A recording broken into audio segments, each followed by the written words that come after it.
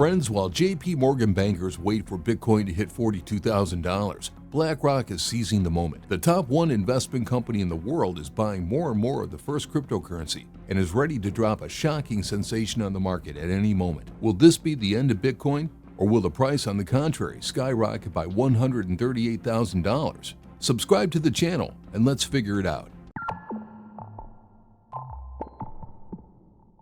For a whole week, we've been watching Bitcoin correct due to the outflow of funds from spot ETFs. Over the last 5 days of trading, investors sold nearly $900 million worth of ETFs, the worst weekly results since trading began in January of this year. This put pressure on the entire market, and as reported by CryptoQuant, the most active sales of Bitcoin were recorded among short-term investors in 5 years. In the moment after ETFs set an anti-record, losing $326 million in one day, we saw a rollback of the first cryptocurrency to almost $60,000.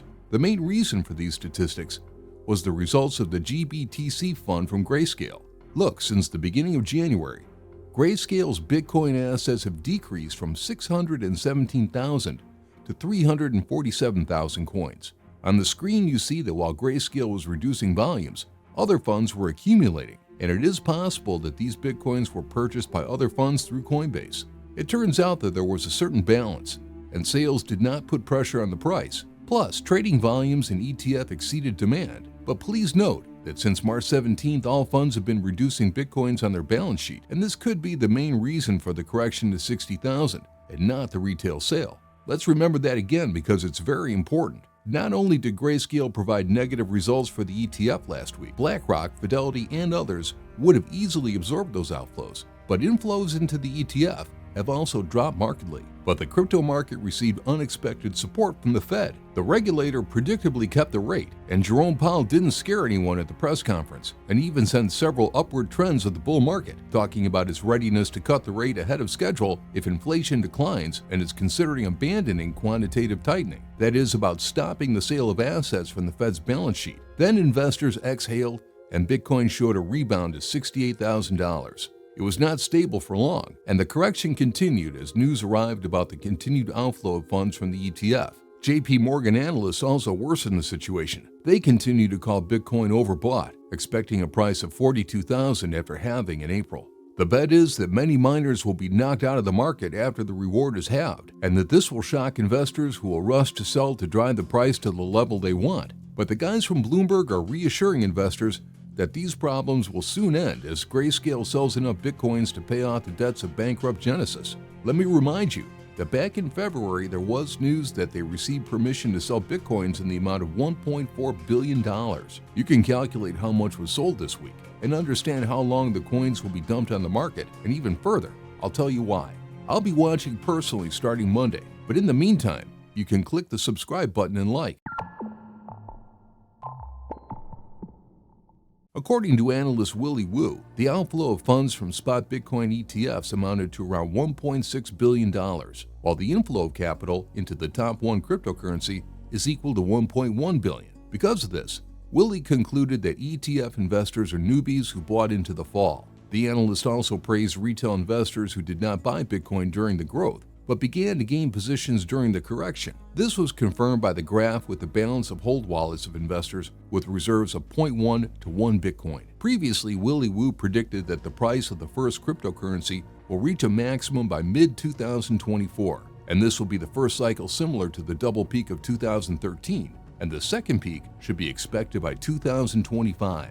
As for the current correction, its indicator gave a clear signal for its completion, and then the price goes into consolidation mode. If we look at the chart, we see that Bitcoin cannot cope with the current resistance zone of $65,000. Previously, I noted for myself such a price movement scenario when Bitcoin reaches $62,000, then breaks through $65,000 and continues to grow upward. But if the asset fails to consolidate above an important resistance zone, we should expect a decline to $58,000 to $56,000.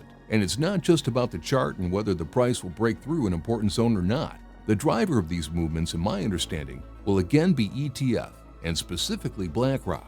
In this chart, you can see the inflows into their IBIT fund, and they're falling. Although at any moment, BlackRock can act unexpectedly in the market. For example, dump a huge amount of money and show investors statistics that will make them rush to buy all the cryptocurrency at any price. And besides money, they have another important tool. Let me remind you that BlackRock submitted all the applications to be allowed to buy their own ETF for their other funds. And then a crazy scenario could easily happen when in a matter of days, the price first returns above $70,000 and then rises to $138,000. He was voiced by Anthony Pompliano. See for yourself. Bitcoin has already doubled in price in less than 20 days at the moment of breaking the maximum of the last cycle. And if BlackRock wants to create the necessary hype, they can easily do it. By the way, it is already starting to appear on its own. Just look at Google Trends search results, which are rising and have already reached fall 2021 levels. And if we talk about a longer-term forecast, then let's open a chart of the entire crypto market capitalization, or crypto total market. The RSI indicator shows that on the monthly trading period, we have not yet reached the overbought zone, which would indicate a bearish reversal. According to the indicator, the new cycle did not interrupt the previous maximum, but rather ended 3 points earlier. Based on this, we can assume that this cycle is still far from the maximum, since the indicator value is about 73 points. Presumably, the maximum is around 89 to 91 points. Will the promised sensation come from BlackRock, or do they have other plans? So far, judging by their statements, everything is moving towards a positive scenario. So the investment giant will launch a tokenized investment fund. The move offers a chance not only for the growth of the RWA sector, but also for the mass adoption of the entire industry, including Bitcoin. And the head of the digital assets department at BlackRock said the clients need Bitcoin and Ethereum, and then everything else. She also said that the company foresees the merger of the old and new financial systems within 10 years. To explain in simple words, all this time the technology will develop and the crypto market will grow, and with it, Bitcoin. But I cannot know BlackRock's real plans, and therefore, despite all the positive background, I will still closely monitor the balances of their ETF, because nothing prevents them from triggering a correction by simply making at least a small outflow of funds from IBIT. Who knows? Maybe they want to effect the correction that often happens before halving, so they can buy more cheap Bitcoins later. And in order not to miss the main news and big movements in the crypto market, subscribe and set notifications. Here information comes out as quickly as possible. Thank you for watching.